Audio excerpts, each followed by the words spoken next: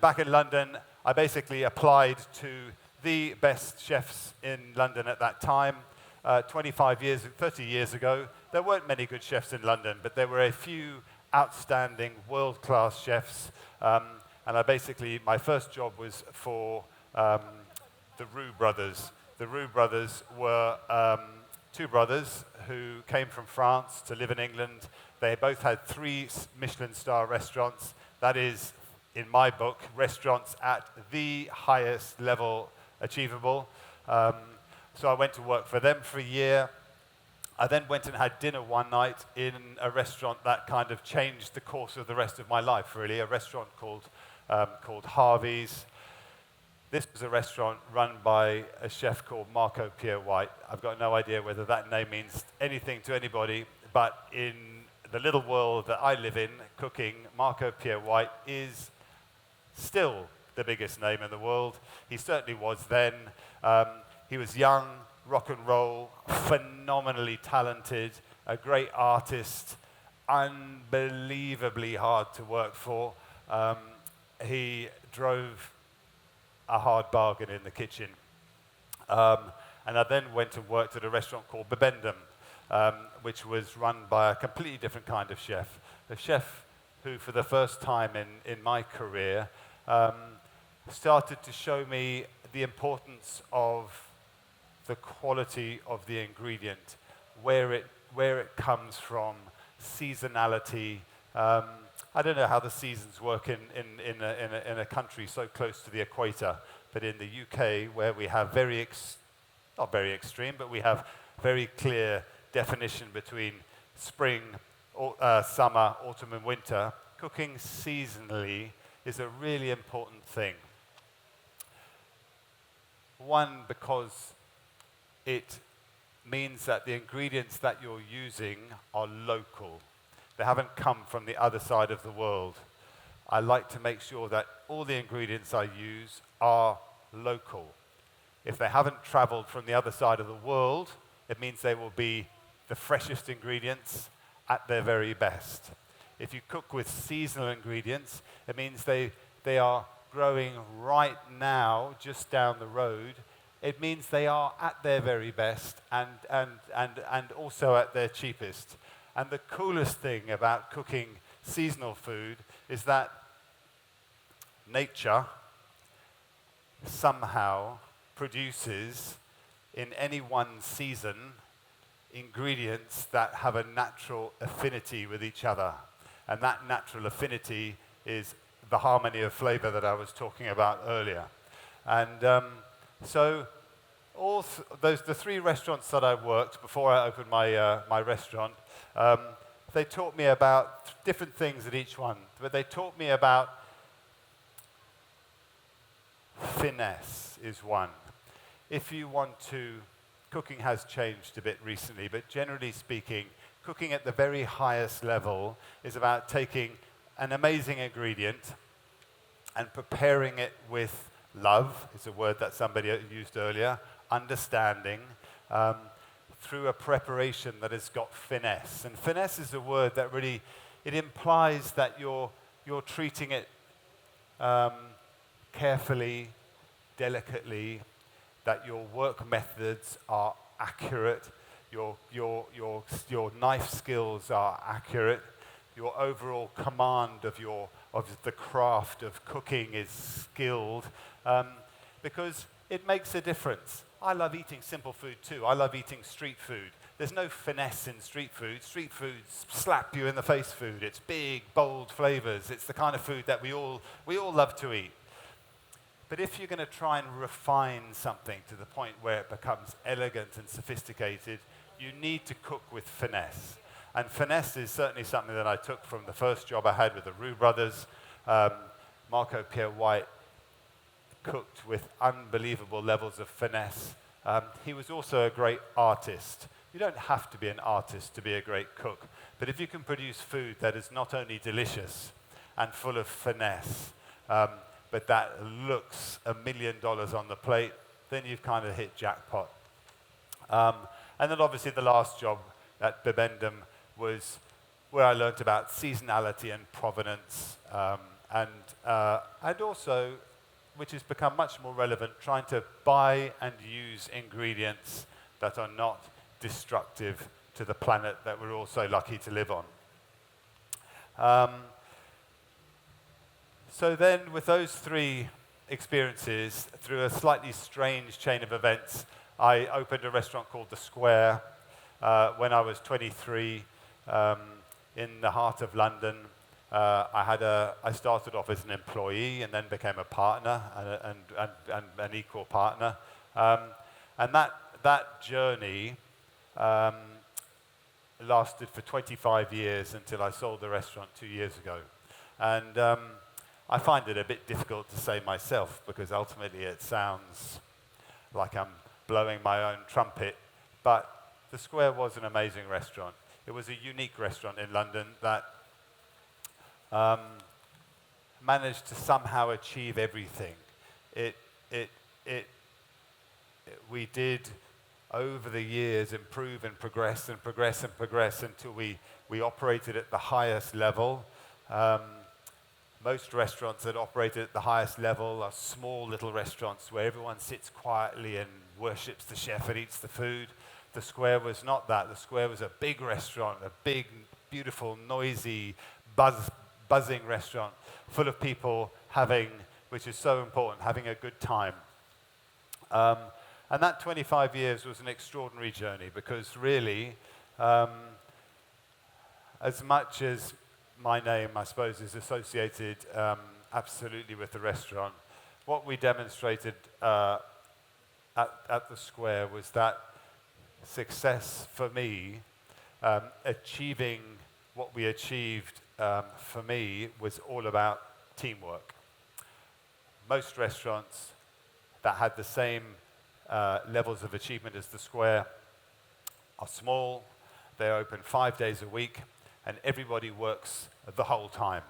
We were open 7 days a week, and that in itself meant that we had to constantly rotate. I mean, you had to find and recruit and employ people who had the same passion and drive that I had. And in turn, once you've got these great people, empower them to live the dream too.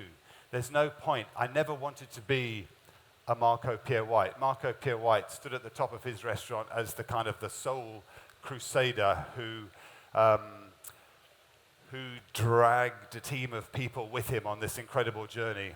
I wanted to do it a different way, to communicate and to educate and to empower and delegate and share this big thing so that we as a team could play the game, which was at that level unique. There was no other restaurant doing that kind of thing. So The Square went on for 25 years. It was an amazing success. I loved nearly all of it.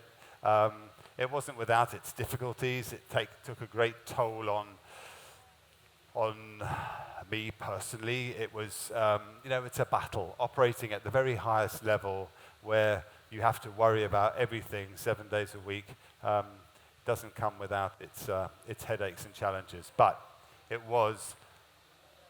it's all, in a way, as a professional, it's who I am today. That restaurant is who I am. But in the end, enough was enough. I decided that as an eater, the things I enjoy eating now are different to the things that I enjoyed eating as a 23-year-old. As a chef, the things that I enjoy cooking now are different to the things that I enjoyed cooking as a 23-year-old. I think we all us humans, go on an eating journey where, certainly in the context of somewhere like London, I discovered these restaurants serving this amazing, sophisticated food, fine dining restaurants, and I went on a journey with my wife. You know, it was exciting and thrilling to see what the top chefs were doing. And in the end, you know, years down the line, you come to realize that actually good food is good food, whether it's a simple curry or a tin of caviar or a perfect banana or a bag of sweets. You know, good food is good food. It doesn't matter what it is. And so now I like to cook simpler things, things that still give great pleasure through harmony of flavor. My cooking is it's more accessible, I think. It's cheaper. And so I have now a restaurant called Elliston Street, which is still super ambitious. We still employ the most amazing people who have the same vision that we have. But it's a happier place. It's an easier going place. And again, it is absolutely all about the team. I really enjoy the fact that it is we, not I. I couldn't be in Lagos today if I didn't have a great team. The team are... I just caught an image of myself. This furry thing on my face is new. The guys in the kitchen, it's interesting. When I opened the square, I was 23, and the average age in the kitchen of all the chefs was probably 22, 23. Now, the average age in the kitchen is still probably 22, 23, and I'm 53. And they said to me the other day, they said, "Chef, you're too old to grow a beard. You can't. You're too old. Your history. You're finished." So this is about 2 months of hard effort, this thing, but I'm not used to seeing that image there. And my wife quite likes it too. Anyway, I'm going to try and demonstrate a few things.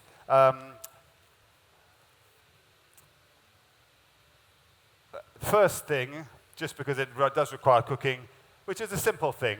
I've got 4 amazing ribeye steaks. And do you want to get the pan on for me? Thank you.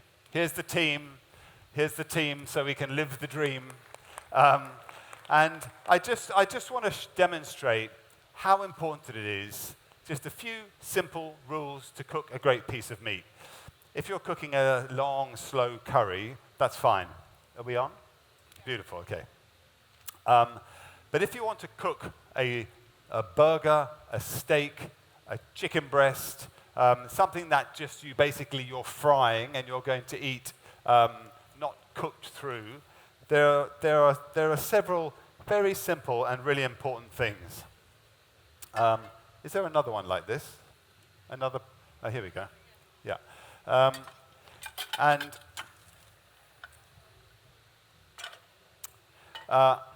I don't want to make it too complicated, but I need to cook this now so that we have time for me to demonstrate what I'm going to say.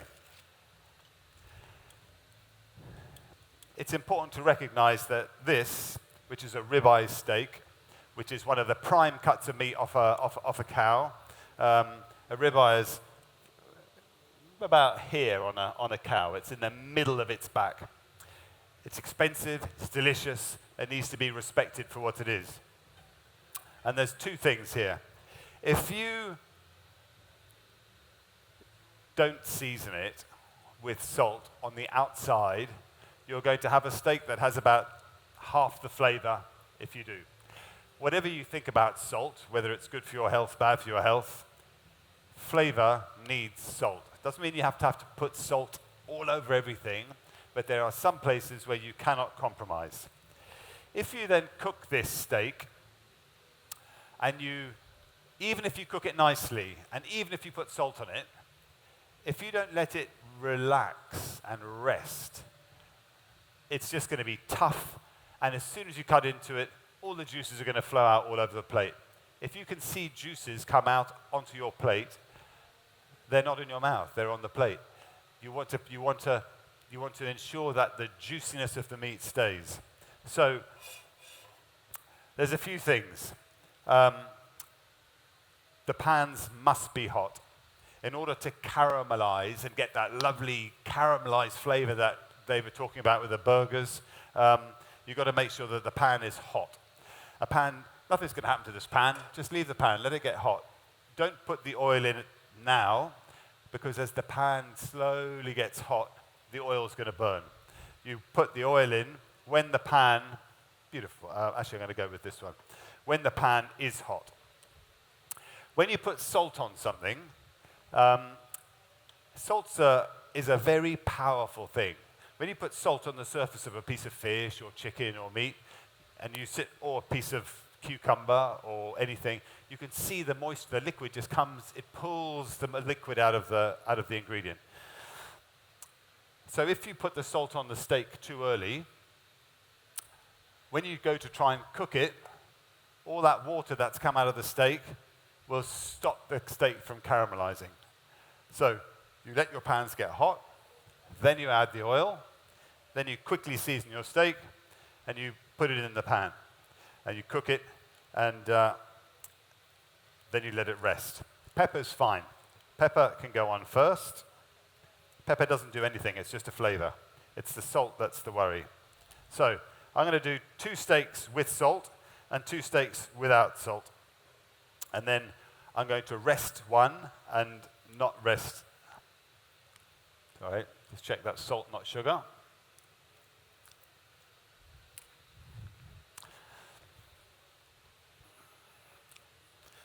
Okay, I think those pans are probably hot. So, oil. If you can't hear sizzling, it's no good. I'm going to season these 2. That's what you want to see. You just season one side, the side that's going in. These ones we haven't seasoned.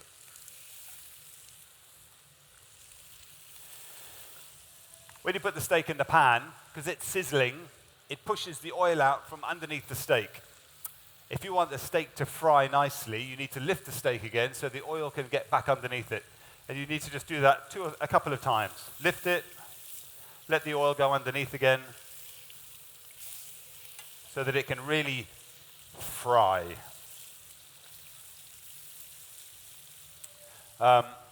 There's one other thing we're going to do. Have we got the mozzarella? Just let that come up to temperature.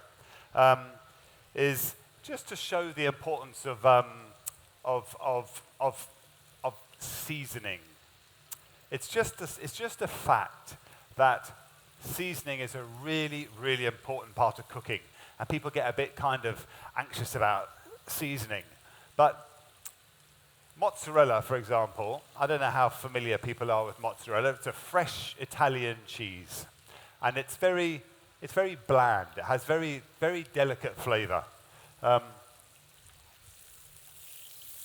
Okay, that's looking beautiful. So now that the first side of this steak is caramelized, I'm going to add a bit of pepper.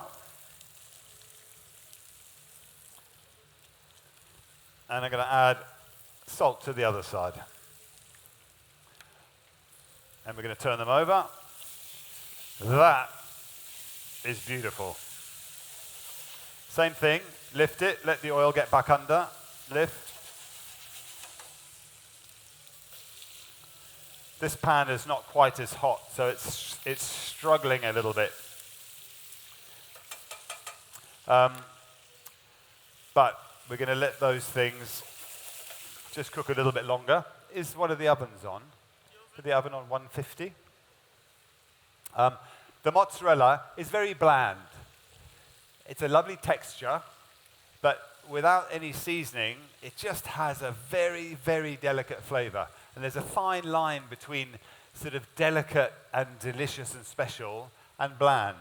And if you put mozzarella on, if you just eat a piece, it is what it is. If you put a little bit of salt, a little bit of pepper, a little bit of olive oil, it's a whole different thing. It suddenly becomes this amazing, it's still delicate, but it's a vehicle for the flavor of the seasoning and the olive oil. But I want the mozzarella to be room temperature when we do it. Okay, two of the other things that I'm going to demonstrate. Where's that tray? Actually, they can go in. No, we can put it in the pan in the oven like this. So that there is what a steak should look like. It must be brown, must be caramelized. That reaction that happens with a hot pan and protein is really, really important. But if you don't have the pan hot, if you season the meat too early, it's never going to happen. This pan is just not quite as hot. I'm just going to take, is this one on? Yeah. Okay, that's all right. I'm just going to put these steaks. Okay, those had salt. I'm just going to get a little bit more color on these two.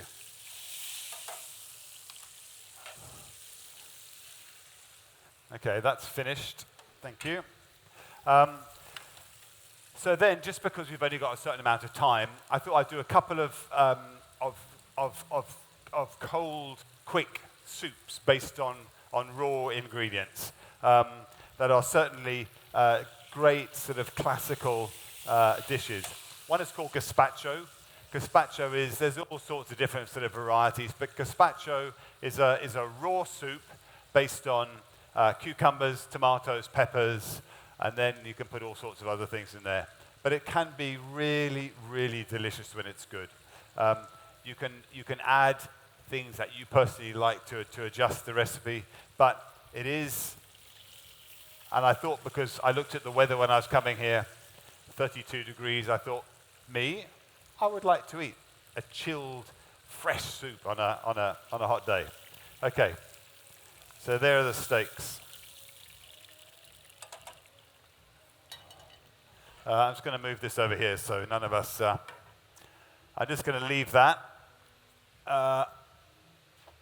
in the oven, maybe 10 minutes probably, to cook. So we have, for the gazpacho,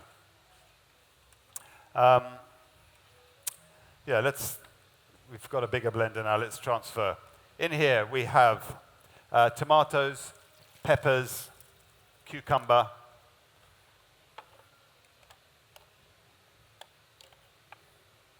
put that there.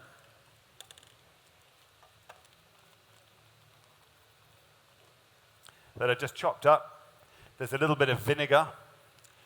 I'm going to tell you exactly what's in there.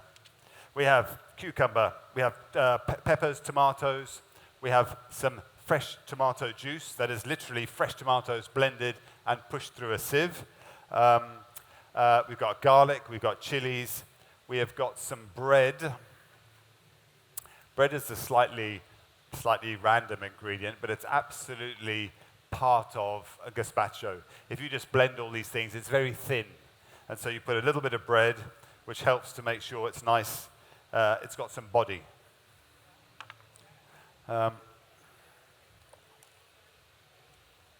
This is generally speaking where I end up spraying me and you with, okay, we got power, we got,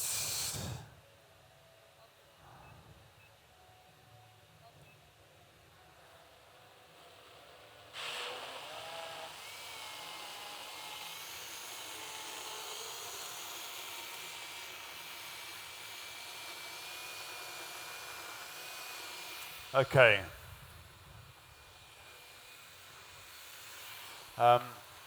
Can you just let that blend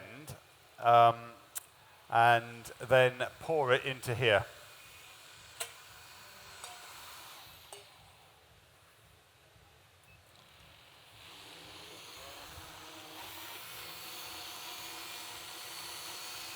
Going to add the tomato juice. I guarantee this is one of those things that is just so delicious to eat when it is as hot and humid as it is outside. So I'm going to just then add the rest of the bread.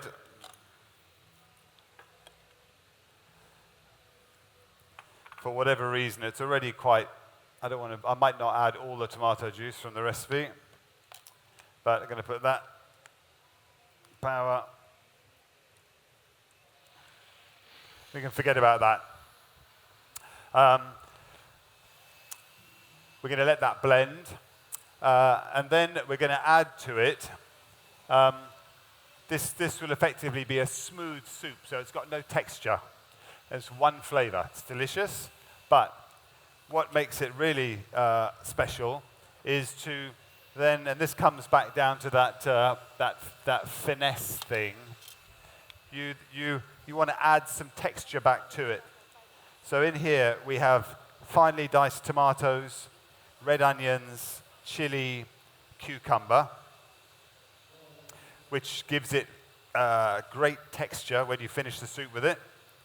But it's so important that you give it a good pinch of salt. The salt will pull all the moisture out of the vegetables, and it'll almost create like a dressing with a little bit of olive oil. Salt, olive oil, and the juices from the vegetables, and some basil. Finely sliced basil.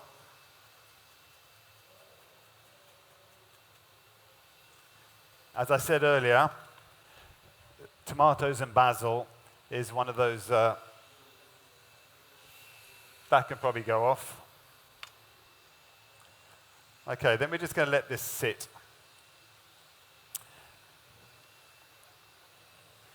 But it's so important to taste it. Cooking is all about tasting, tasting, tasting, tasting. And people, when they start in the kitchen, they think they don't know how to taste.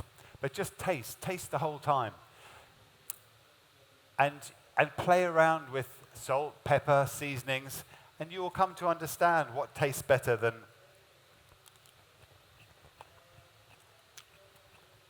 It's delicious. There's enough salt, and I can tell it's fully seasoned because the flavor is huge. It's singing in my mouth. If there's no salt, it's just kind of flat. It's not the same. Gazpacho is a cold soup, and if something's supposed to be cold, it needs to be cold. So that's going to go in the fridge. Right, let's.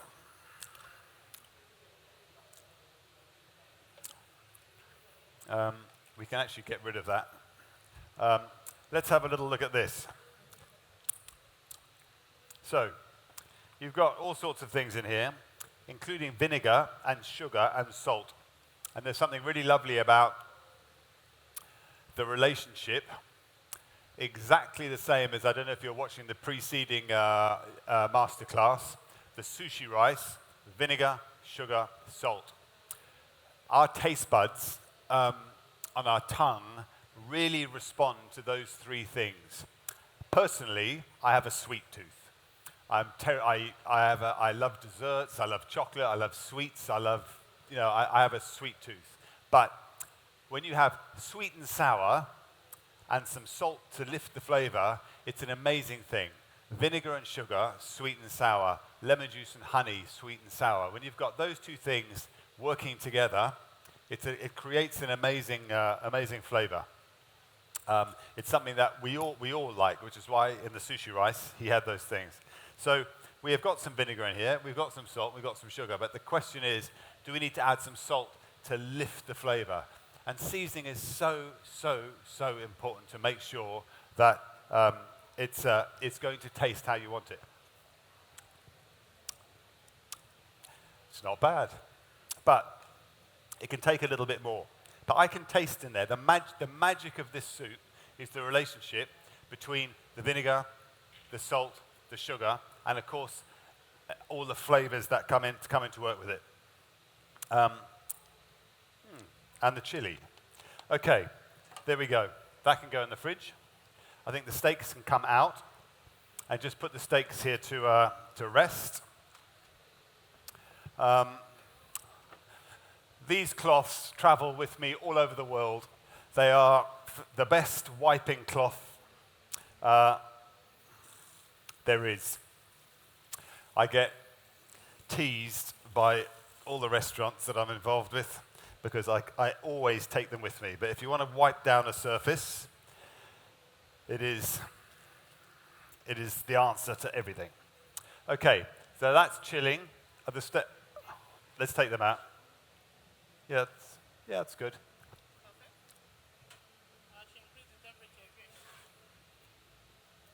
Let's take them out. That's fine. And they can just sit on the side. Okay, so just quickly now. The next thing I'm going to do, I don't know about here, but in London, the cooking world has changed beyond recognition in the last 30 years since I've been cooking. And the things that people want to eat, not completely, not exclusively, but has also evolved in that time. And one of the things that has become absolutely part of British eating is, I don't want to say the word veganism because it's kind of, veganism gets this kind of, it comes with baggage.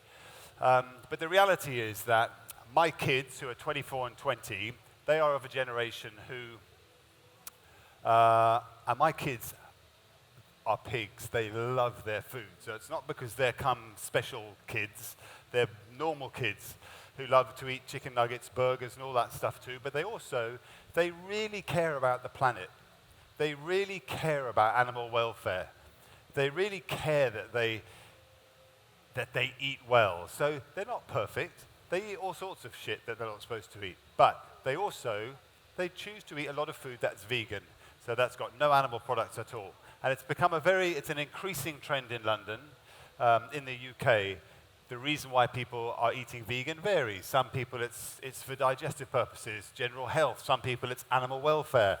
Some people, like my daughter, just firmly believes that eating the amount of beef that we all eat it's not sustainable for planet Earth if we all continue to eat the amount of beef we eat. So she eats vegan sometimes.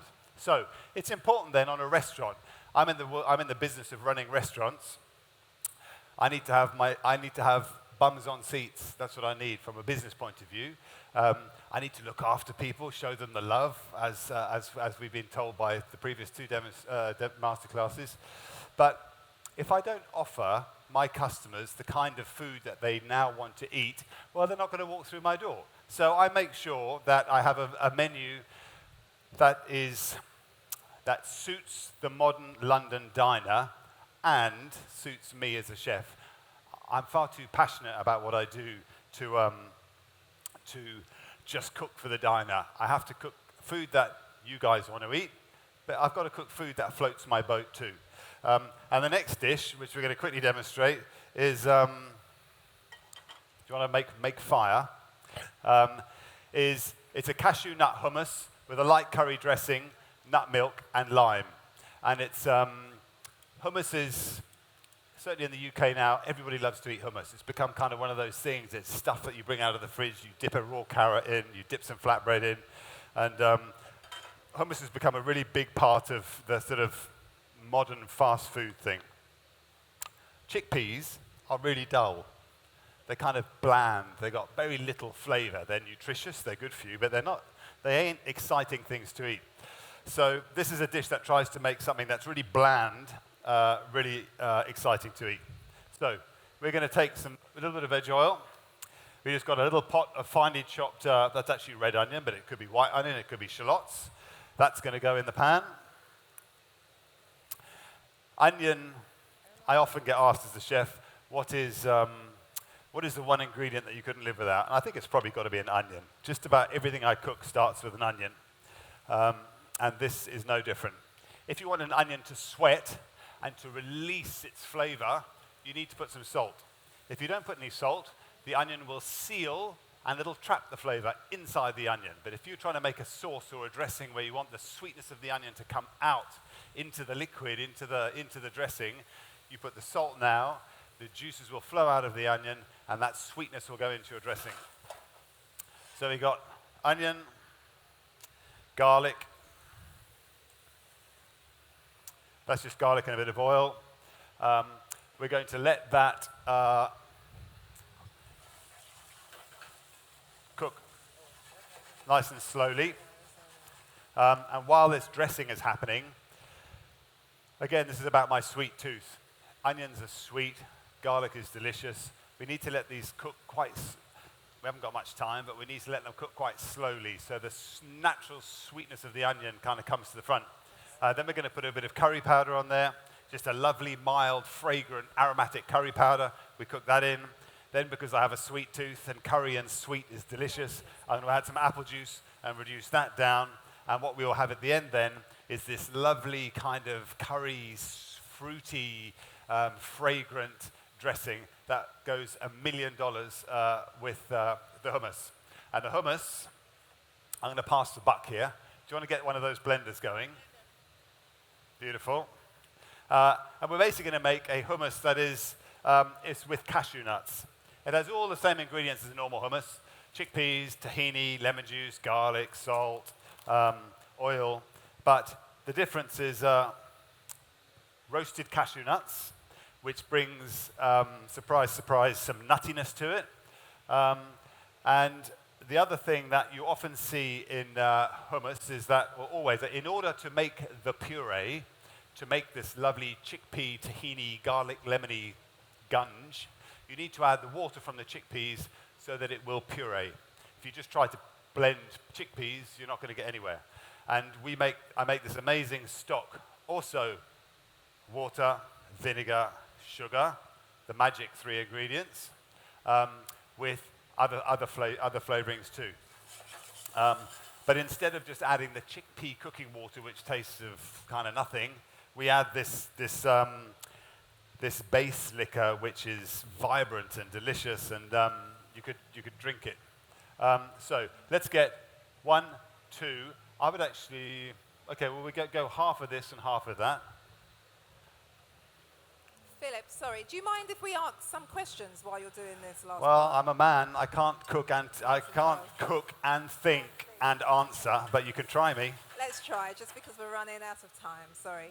So those of you who have questions, please raise your hands so we can start on those. Yes, and then 2/3 of that. Sorry, raise your hands up so I can... We're running out of time already, my God. Yeah, go at least more. Okay, do you want to stand up? It's not an exact science. All of that, or nearly all of that, and nearly all of that, and half of that kind of thing. Hummus is not an exact science. It's about making this lovely, rich puree. So in here, I've now got the shallots that are nice and soft and sweet. I've got curry powder. How long do we have? We have approximately 5 minutes. 5 minutes? Well, we're just going to lock the doors. We're going to have a lock-in. If you want to get fed, 5 minutes is no good. Okay, well, let's get a question in, and then we'll see how that goes. Hello, Chef. I just want to find Okay, out... let's get that on the thing, and let's blend it. I'm going to have to... The curry powder, I don't know whether you can smell it, but that is just delicious. Let's get those into the other blender and on full power and blend those. This other thing in the bag is cashew nuts that have been soaked in water overnight. Yeah, let's go. Let's go. Okay, so we've got a question here. All right. Hi. Good evening, Chef Howard. Louder. Good evening, Chef Howard. I want to find out about the beef, that's Yes. the meat. And now, how best should meat be cooked? Now, I understand that some people like to eat their meat raw, rare, medium rare, or well done. Yeah. But as a chef of chefs, now, what would you suggest that the best way we Well, cook our listen, that's apple juice going into the dressing. Again, it comes down to, well, listen, there's 2 things to say. Some people like their meat rare. Some people like their meat well done. That's a matter of preference. But the only kind of intelligent answer I can give is that every animal, whether it's you, me, cow, goat, sheep, is made up of muscles, and all those muscles perform a different role during the animal's life. Some of those muscles work all day, every day. Some of the muscles don't do very much at all. So some muscles are, by definition, tough, and other muscles are, by definition, tender. And so how you cook a piece of meat really depends on which muscle it is. That sounds complicated, but for a cow, for example, you have the fillet of beef, you have the tenderloin or the sirloin, you have the ribeye, and maybe the rump you could include in there. Those are the prime cuts. Those are the expensive cuts. Those are the tender cuts. And so those can all be cooked how you like them, but they can be cooked rare, medium. To cook them well done, to be honest with you, is a bit of a waste because it kind of kills it. But we all have our preference. But fillet can be rare or blue even, which is just, it's kind of dead, not much more than that, or raw, which is delicious. I would say a ribeye, sirloin are best for me medium rare, so that they're still pink, they still got some juiciness, they're properly juicy, but there's something happens when meat gets hot that brings it to life and brings out the flavor. And so I personally eat things more things medium rare than rare. I hope that helps. Okay, awesome. We're going to have one more question, if that's okay. Let's go over to this side. We'll do a lady. Add some more liquid. Add a bit more liquid. What's that, water? Hello, Chef Phil. Yes. Yeah, lots more, more. Yes. Hi. Hi there. Well done. Please, I just need the recipe for this chickpea, whatever. Yes. Thank you. You want the recipe? Yeah. Ah. I didn't get it. Okay. So they want Come the in. recipe for the hummus. That wasn't a question. That was a demand. Okay. But now we're taking questions. And Hello, Chef. hi there. My name is Chef Tobias. Chef. Yes, I have a question. What, on your own way, what are the two key requirements that makes a restaurant successful and sustainable? In your own. Two key requirements that Yes. make a restaurant, as a chef, I would have to say the food. But actually, I think we've already had the answer by our sushi master today. And really it's about hospitality. If you go to a restaurant, that's the one thing that make it both things, both successful and sustainable, is looking after people, giving people genuinely great, giving them a bit of your love through food and hospitality. If people come to a restaurant and have amazing food, but they don't have a great time, they probably won't come back. If they come to your restaurant and they have a great time, even if the food's not quite right, they'll come back. It's about the experience. And you've got to give people a good time. And that doesn't mean, it doesn't have to be rock and roll kind of cool. It's about looking after your guests got to be the priority. Care, as if they were coming into your home. And looking after them means big smile when they walk through the door, giving them good service, good informed service, and hopefully feeding them some great food at a fair price. And if you do those things, you should have both a successful and sustainable restaurant. Anyone else? Thank you. Do you want to take one more? I'm happy. Okay, final question coming from, excuse me, thank you. Okay, over here. Thank you, Chef, for giving thank me the you. time. Please, I want to know, is there any other recipe that one can use in place of that apple? Sorry. Any other juice one can use in You place can use of anything. The only reason that I'm using apple juice for me is kind of it's a neutral, fruity sweetener. It's better than sugar because it has flavor, but you could use anything. But I would say if you were to use mango nectar, for example, it's so sweet. It's got no acidity and it's almost too exotic. So, but I would say, you know, apple juice, pear juice, grape juice maybe, something that's just fruity and sweet, not too exotic. Okay. The second question, why do you salt the cashew nuts?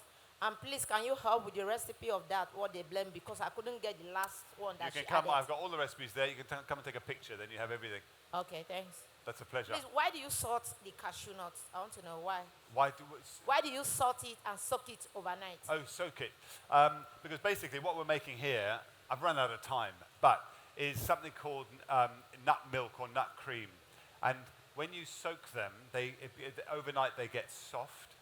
And then when you blend them in a powerful blender with water, it goes like this beautiful velvety cream.